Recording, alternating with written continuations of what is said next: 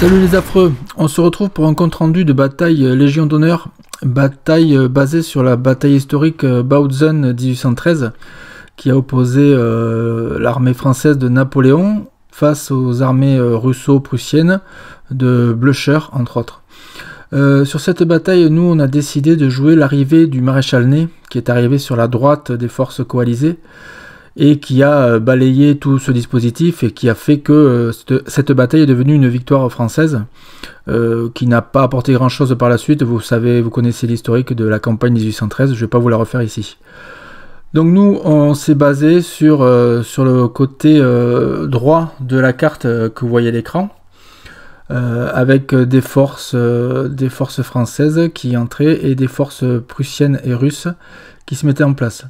Donc ici on va zoomer sur la zone sur laquelle on a joué, voilà, ici vous voyez le village de Klix, le village de Malschwitz et la colline Windmühlenberg sur laquelle étaient placées des forces françaises. Ici on voit la carte la table qu'on a mis en place, donc la carte de la table avec les zones de déploiement initiales du russe et les entrées, les zones françaises aussi et les entrées des renforts français et russes. Donc on voit le village de Klix, de Malschwitz, on voit les Russes qui sont ici en place sur ces zones-là. Pour le français, il y avait deux zones possibles, soit la zone 1, soit la zone 2, soit les deux zones. Je vous mettrai le scénario sur le forum de Légion d'honneur. Donc nous, en l'occurrence, on avait les deux zones occupées par les Français. Les renforts prussiens sont arrivés dans la zone prévue, et les renforts français arrivaient soit en zone 1, soit en zone 2. Suivant un tirage au sort aussi. Donc ici, ils sont rentrés en zone 2. Et le reste de renforts de cavalerie qui arrivait un tour plus tard, avec de l'artillerie à cheval, arrivé lui au centre de la table, enfin par n'importe quel côté de la table. Nous on l'a fait rentrer par le centre de la table, puisqu'il y avait un énorme trou, c'était par là qu'il fallait le faire rentrer. On retrouve tout de suite le déploiement initial, donc on voit côté français sur la gauche une première brigade avec 3 bataillons, et l'artillerie de ligne qui était de l'artillerie à 6 livres. Sur le côté droit on voit une brigade avec 2 régiments de 3 bataillons, seulement de l'infanterie, pas de batterie d'artillerie pour cette brigade là. On voit le village de Klix, on voit le village de Malschwitz et on voit donc le dispositif russe. Donc on voit la colline Windmühlenberg qui est bien occupée par les Russes. Il y avait je crois 5 bataillons dont un de léger, de la cavalerie et l'artillerie. L'artillerie, il y avait un choix possible, vous le verrez dans le scénario sur le forum. L'artillerie pouvait être sur la colline ou derrière la colline. C'était un choix laissé pour le russe. Ils ont choisi de se mettre derrière. On les voit ici en bout de table. Au niveau du centre, il y avait une brigade avec 3 bataillons de ligne et 1 bataillon de léger. Et derrière le village de Malschwitz, il y avait un régiment de dragons russes à 4 escadrons. Derrière le village de Klix, il y avait un régiment de cosaques à 3 escadrons, qui était orienté un peu bizarrement, puisqu'il était orienté vers le bord de table russe.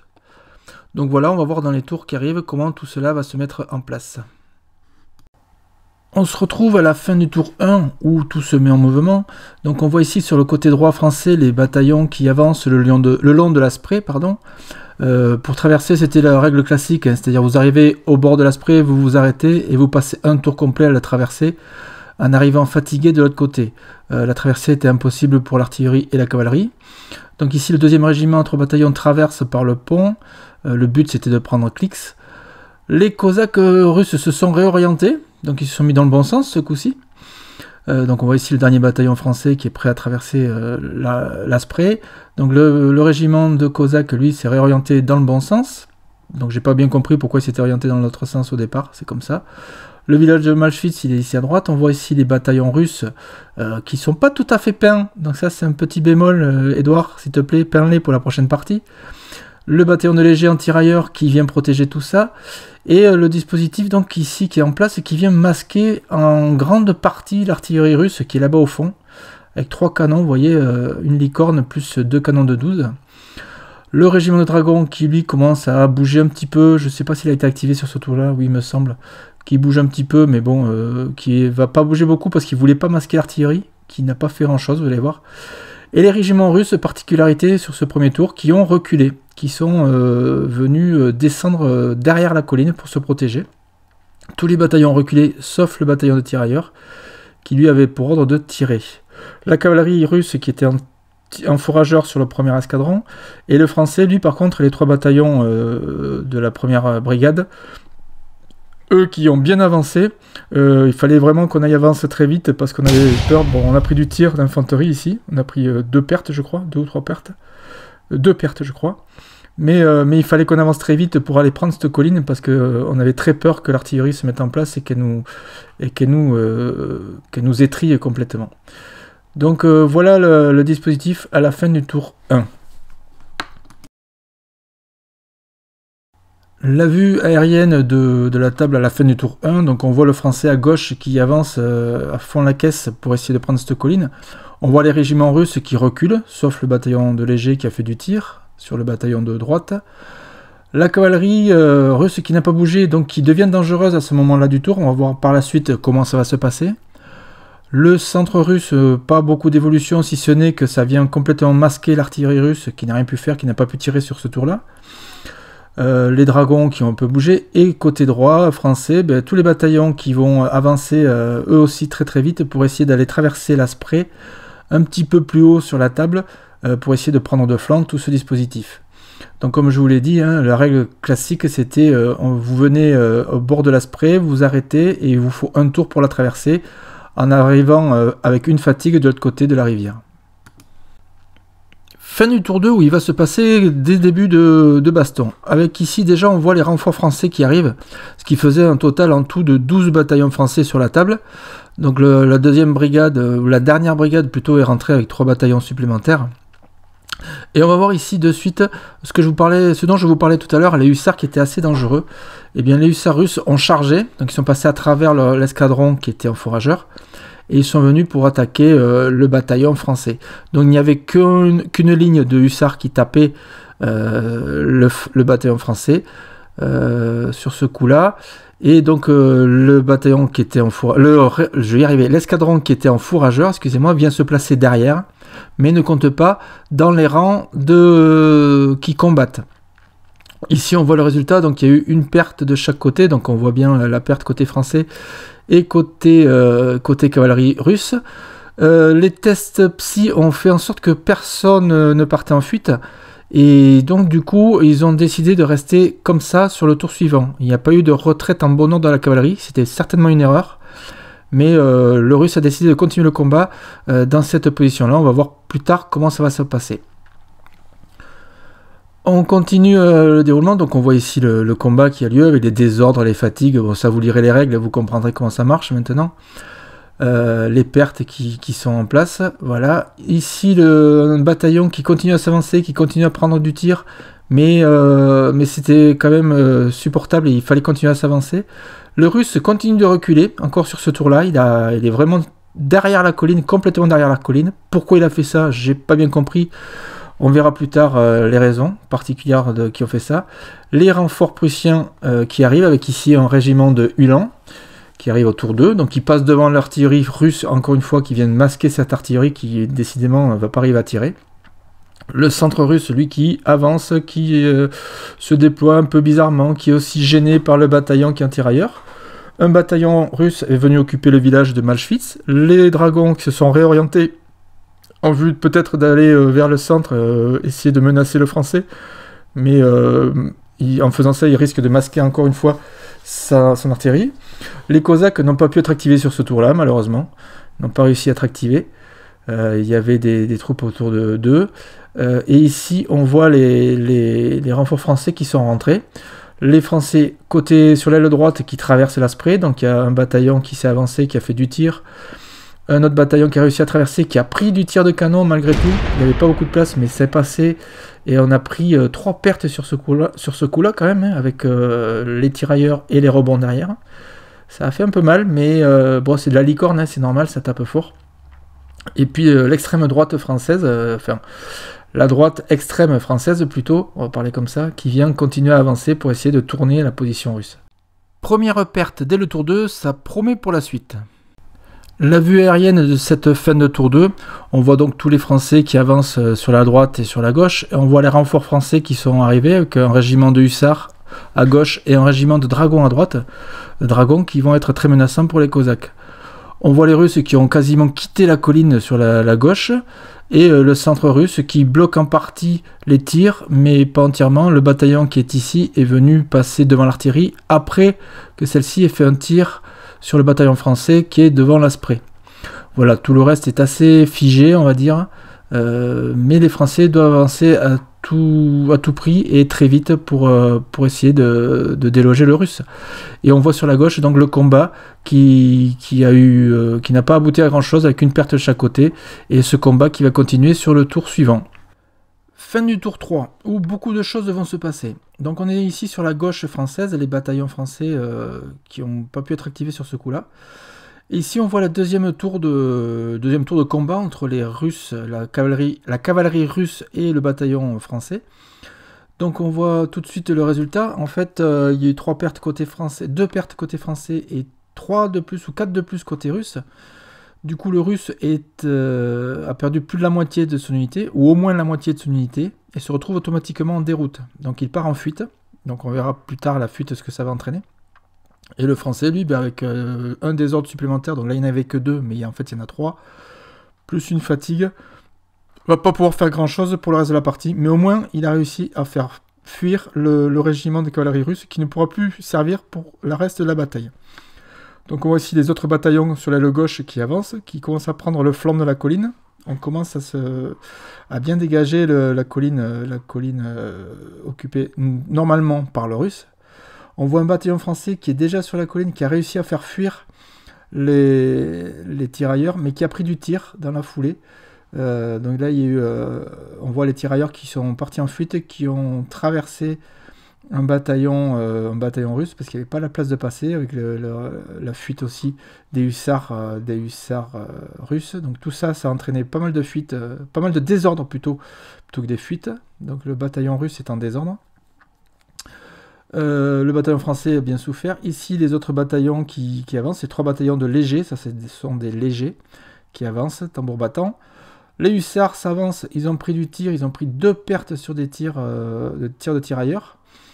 Mais les tirailleurs, eux, partent en fuite, je ne sais plus pourquoi. Ah oui, parce qu'ils ont pris un tir d'artillerie, parce que l'artillerie est rentrée aussi à ce moment-là, a fait un tir et donc a fait fuir les tirailleurs. Il me semble que c'est ça qui s'est passé.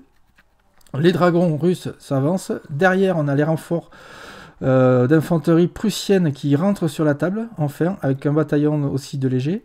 L'artillerie prussienne qui vient originalement se mettre devant l'artillerie russe, pourquoi pas, pour essayer de faire du tir. Les bataillons russes qui partent en fuite. Et ici, on a un combat, on a une charge de dragons français contre les Cosaques. Donc le combat a été assez violent et assez meurtrier. Puisque en fait les dragons vont gagner ce combat. Et on voit le résultat ici, puisque les Cosaques vont perdre 2 escadrons complets. Donc ils sont automatiquement eux aussi en déroute par rapport aux hussards de tout à l'heure. Et les dragons tapaient avec 12 figurines contre 10 figurines contre à peine 3 Cosaques. Et donc voilà, les Cosaques partent en fuite automatiquement, en déroute, avec double désordre, fatigue, enfin tout ce qui va bien. Ici donc on voit les Cosaques qui sont partis en fuite, qui sont partis assez loin. Moi j'ai pas poursuivi avec les dragons, c'était moi qui les commandais, je n'ai pas poursuivi. Le village de Klix, on va dire qu'il est quasiment occupé, puisque j'ai un bataillon qui dépasse le village, un deuxième bataillon qui arrive aux abords du village. Donc voilà le premier bataillon qui a dépassé le village sur la route. La route a apporté un bonus de 1 pas supplémentaire sur les mouvements. Le 3e bataillon de ce régiment arrive à traverser, continue à avancer malgré les pertes subies par l'artillerie. Et ici, le dernier régiment d'infanterie, à 3 bataillons, qui continue d'avancer sur la droite en vue de venir se rabattre plus tard sur la gauche russe, enfin la gauche coalisée, pour venir prendre tout ça en tenaille. Donc on voit ici, les Russes sont mis dans le village de Machwitz. Je ne sais pas si je le prononce bien, peu importe. Et ce village va être assez disputé. Voilà, on voit le dispositif, les Russes qui sont derrière la colline et les Français qui ont réussi à prendre pied sur la colline avec tous les éléments en fuite. On retrouve la vue aérienne avec beaucoup de fuites côté russe qu'on va détailler ici. Donc côté gauche de la vue, on voit le régiment de hussards russes qui est venu traverser le régiment léger, qui l'a fait fuir. Ce dernier, en fuyant, est venu traverser un bataillon de lignes russes qui était derrière eux et il les a mis en désordre. Donc tout ça, ça fait beaucoup de fuites et beaucoup de désordre. Au centre, je me suis trompé tout à l'heure, le bataillon qui est ici a subi du tir, je crois. Non, a dû tester suite aux fuites, suite à la déroute des Cosaques, ça y est, je me souviens, et a raté son test. Donc il est parti en fuite. En fuyant, il a fait fuir également les tirailleurs qui étaient juste à côté d'eux. Voilà, tout ce petit monde est parti en fuite et en fuyant, ils ont mis en désordre un dernier bataillon qui était ici au centre. Voilà, donc il y a eu 2 fuites à ce niveau-là, plus un désordre. Donc ça a commencé à faire beaucoup pour le Russe, même s'il a réussi à rattraper, à rallier ses troupes plus tard. Donc ensuite sur le dispositif, eh bien, on voit toutes les avancées, la charge des dragons, et on voit surtout l'artillerie à cheval française qui a réussi à être activée ce tour-ci, et qui a pu rentrer sur la table. Et particularité de l'artillerie à cheval, c'est que vous pouvez bouger et vous mettre en batterie dans le même tour. Donc c'est ce qui s'est passé dans ce tour-là, on a fait avance et reformation. Et donc l'artillerie française ici est prête à tirer. Tour 4, où beaucoup de choses vont se passer malgré le contre-jour. Excusez-moi pour cette qualité d'image un peu mauvaise, mais il y avait un énorme contre-jour à ce moment-là de la journée. Ici, on est côté russe, enfin sur le bord de table russe, et on voit donc l'avancée française au niveau de Klix, Klix qui est le village qui est ici. Donc on voit les Français qui ont bien pris le village, qui sont dedans, qui l'ont dépassé. Sur la gauche russe, on voit les Français donc qui commencent à arriver au bord de l'Asprey. Les Russes, eux, essayent de tenir tant bien que mal. Ils mettent un bataillon de légers pour essayer de ralentir l'avancée française. Les Prussiens aussi s'orientent vers leur gauche pour essayer d'aller ralentir cette avancée. Au centre, les légers russes sont toujours en fuite. Ils viennent s'empêtrer dans les Uhlans, enfin les Uhlans qui arrivent à passer sur le côté. Les Uhlans prussiens, mais qui vont pas avoir beaucoup de place pour manœuvrer derrière. L'artillerie russe qui peut pas faire grand chose malgré tous les mouvements russes. Les Russes, oh là, remontent sur la colline et là on va avoir un combat. Alors, on va essayer d'expliquer ce combat le plus clairement possible. Donc il y a eu un combat, les Français ont chargé un bataillon de ligne russe. En fait, ce bataillon de ligne avait traversé les tirailleurs et s'est mis en désordre volontairement. Le bataillon français l'a chargé, donc il y a eu un combat assez acharné. C'était donc aux alentours de 8 et 2, ça fait 16 figurines françaises qui combattaient. 16 figurines françaises qui combattaient contre 10 figurines russes, puisqu'il n'y avait que le premier rang qui combattait. Le résultat de ce combat, il a été assez meurtrier. Beaucoup de dégâts côté russe, puisque plus de la moitié du bataillon a explosé sur ce coup-là. Donc ce bataillon, oui, ça a explosé. Donc ce bataillon, eh bien, il est parti en fuite, comme tout bon résultat qui se doit. Je crois même qu'il est parti en déroute. J'essaie de me souvenir, excusez-moi. Suite à ça, le bataillon français a poursuivi. En poursuivant, il est venu taper sur un bataillon de ligne qui était derrière. Donc c'est ce qu'on appelle une charge inopinée. On peut le faire a priori pour l'infanterie. Donc vous voyez le bataillon français qui a 2 désordres, 2 fatigues, un accablement je crois aussi. Il avait pris du tir et qui vient taper sur un bataillon formé qui est seulement en désordre russe puisqu'il a été traversé par le bataillon qui était en déroute. Donc on a résolu ce deuxième combat sur ce tour-là alors qu'il fallait le résoudre certainement sur le tour suivant. Le résultat il a été simple, c'est que le bataillon français dans l'état où il était a perdu le combat et donc va devoir partir en fuite, mais ça sera qu'à la fin du tour suivant. Je vous montre quand même les images ici pour vous montrer un peu les dégâts qu'il y a eu. Beaucoup de désordre, beaucoup de fatigue côté français et du désordre et de la fatigue côté russe avec 2 pertes. Voilà donc pour ce combat assez violent au niveau de la colline. Donc on a pris en fait un tour d'avance sur ce combat. C'est pas très grave, on s'en est rendu compte après, on l'a laissé tel quel. C'est une erreur de notre part. Côté gauche français, les bataillons avancent, ils prennent du tir, mais ils ont pris le pied sur la colline. Et en face d'eux, il y a des bataillons qui vont se mettre en place. Les bataillons légers français, eux, commencent à approcher de la colline en vue de monter dessus et de prendre la position. Donc on voit ici le fameux combat acharné. Les Uhlans prussiens qui viennent se mettre en place derrière les bataillons russes. Les bataillons russes qui ont réussi à être ralliés. Vous voyez, il n'y a plus les pions en fuite, mais ils sont quand même orientés vers leur bord de table. Voilà, et les villages, eux, qui sont occupés, mass switch par les Russes, Et ici, Klix par les Français. Les dragons français se réorientent pour venir menacer le centre. Les hussards français, eux, se sont avancés pour venir aussi menacer le centre. Et l'artillerie française, elle, qui fait du tir, et qui a fait du tir sur les bataillons russes qui s'étaient mis en carré, et qui a fait pas mal de dégâts. Ici, les bataillons français, je crois que j'ai pas pu les activer sur ce tour-là. J'ai raté, on n'avait pas craqué de pions tactiques, on a gardé les pions tactiques pour les combats, on pensait que c'était plus utile pour les combats, même si ça n'a pas servi. Les Cosaques sont toujours en fuite, ils partent en déroute à l'autre bout de la table. Voilà, et donc voilà tout ce beau petit monde qui est en place. Les bataillons russes toujours pas peints, hein, monsieur Edouard. Ne pensez bien à les peindre pour les prochaines batailles, merci beaucoup. Et les dragons ici qui viennent bloquer toute l'artillerie russe qui vraiment n'a pas beaucoup servi dans cette partie. Ici les deux bataillons sont en carré, les deux bataillons russes sont en carré. Ça se voit pas très bien mais je vous montrerai sur la vue aérienne. La vue aérienne que voici, donc on voit ici le fameux combat sur la colline dont on verra les résultats à la fin du tour suivant. Les Français qui avancent, qui commencent à prendre pied sur la colline à gauche et puis qui vont prendre pied très vite au niveau du front de la colline. Les hussards sont mis en place, Français qui prennent du tir. Les deux bataillons ici sont en carré et ils ont pris du tir d'artillerie par l'artillerie à cheval française. Donc il y a un carré qui est presque à la moitié explosé mais qui arrive quand même à tenir. Les autres bataillons russes qui étaient en fuite sur le tour précédent ont réussi à être ralliés mais sont dos à l'ennemi.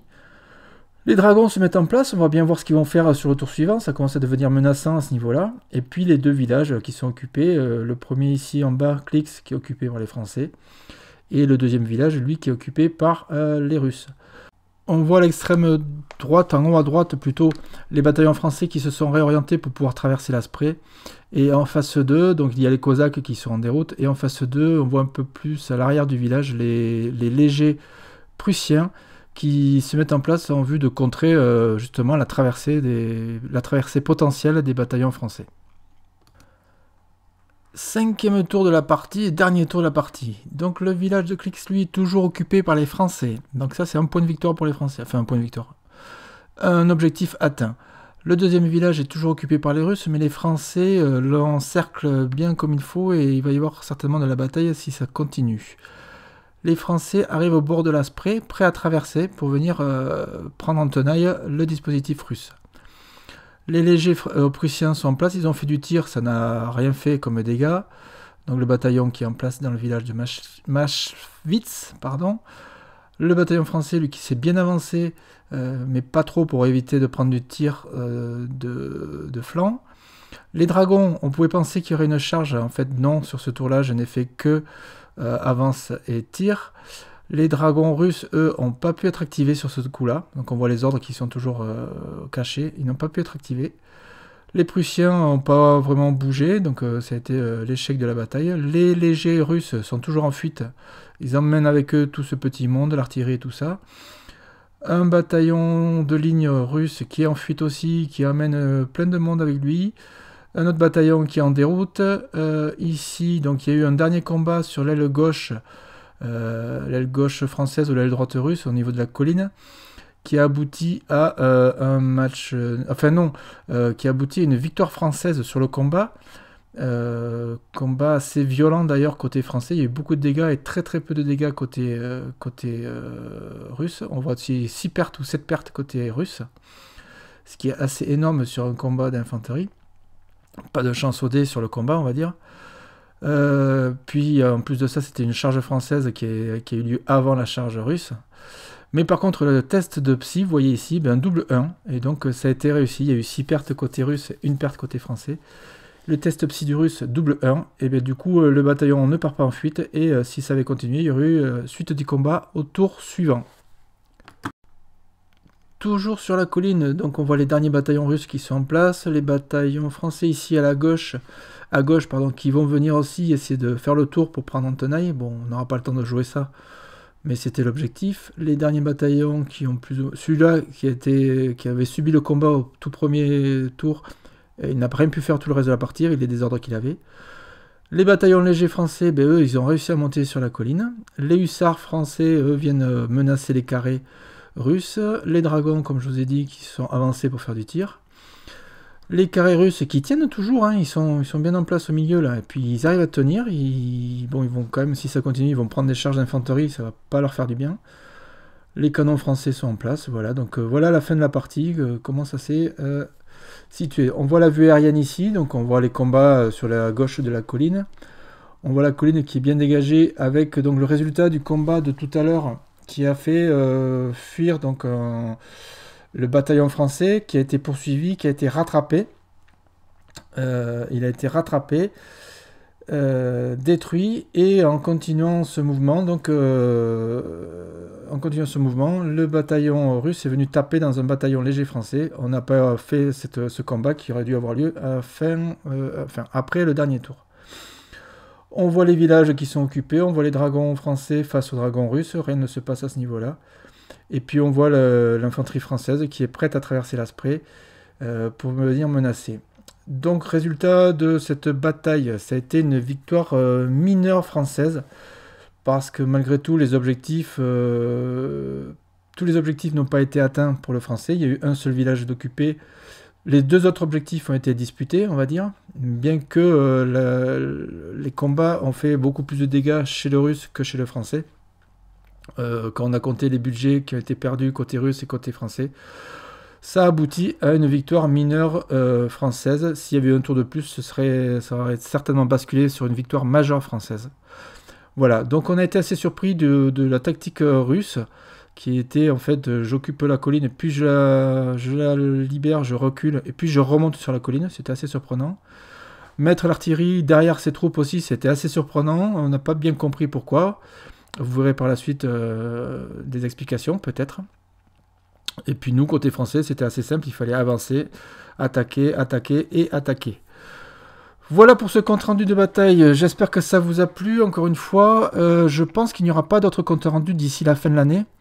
Donc s'il n'y a pas d'autres comptes rendus, je vous souhaite à tous et toutes de bonnes fêtes, meilleurs vœux, plein de bonheur, plein de santé, et plein de figurines et de jeux de figurines au pied du sapin. Allez, ciao les affreux, à bientôt.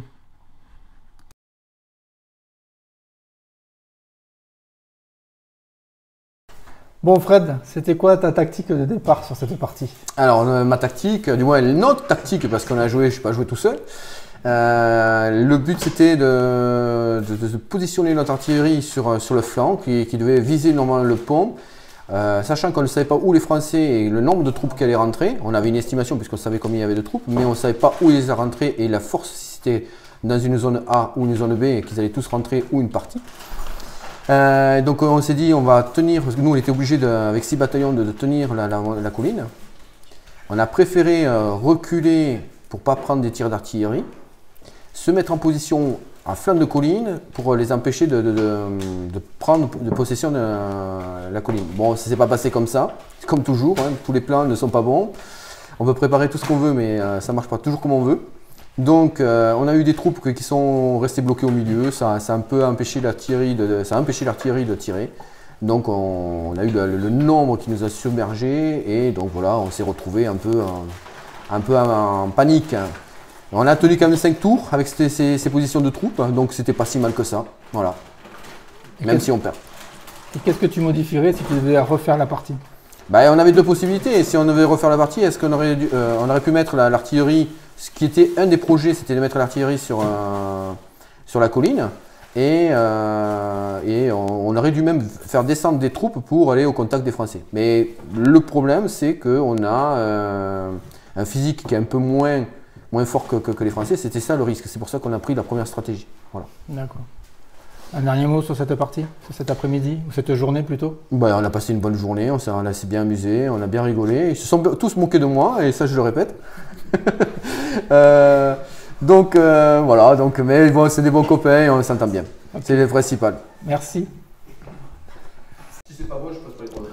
Bon Eric, même question que pour Fred. La tactique des Français, c'était quoi? On a foncé tout droit, je dirais, histoire de dégager le plateau.